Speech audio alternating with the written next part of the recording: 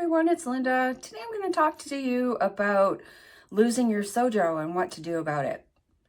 Okay, I have been here and I've been here a lot over the last couple years.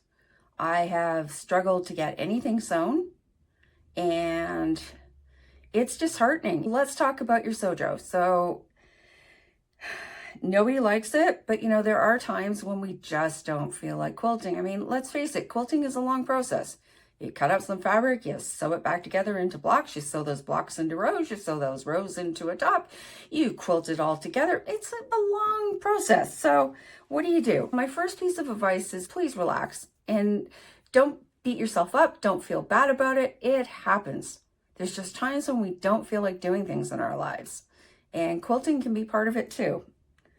My next piece of advice is organize your space, your quilting, sewing space, whatever you have. I know not everybody has the luxury of their own room like I do, but take an inventory of what you have.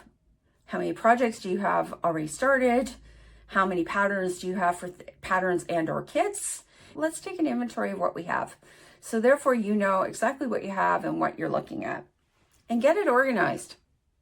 So I am very blessed that I have this amazing cutting table that is actually made out of 2 IKEA units that has cubbies. And there's a drawer in almost each of those cubbies, and they're organized by color, like green and black and so on.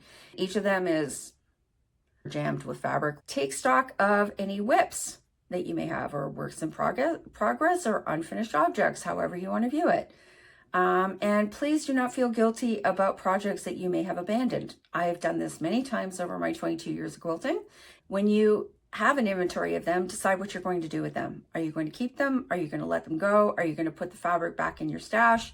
A great way to let go of partially made quilts is Quilts of Valor, Project Linus, or other humanitarian groups. Great for taking on unfinished projects, and they will finish it and make it into a quilt to be given to someone. Or you could repurpose your blocks into a table runner, a wall hanging, even quilted clothing. Quilted clothing is very hot right now, particularly jackets. Something to think about. In order to get out of your Sewjo, why not try something new? Take an online course or an in-person course, whichever works for you. And I know everybody is different on this. Try a new technique. See if you like it. If you do, great. If you don't, okay, at least you've tried it. Another thing I'm going to suggest, because especially if you've had a Sewjo issue for a while, is why not take your sewing machine in for a spa day? It may need a tune-up. It may need just some pampering. So those are my ways that I think you can work through your Sewjo and get back to quilting, because that's all that matters. And again, no guilt over any of this. No, oh, I should have. No, I could have. Just don't go there. Okay?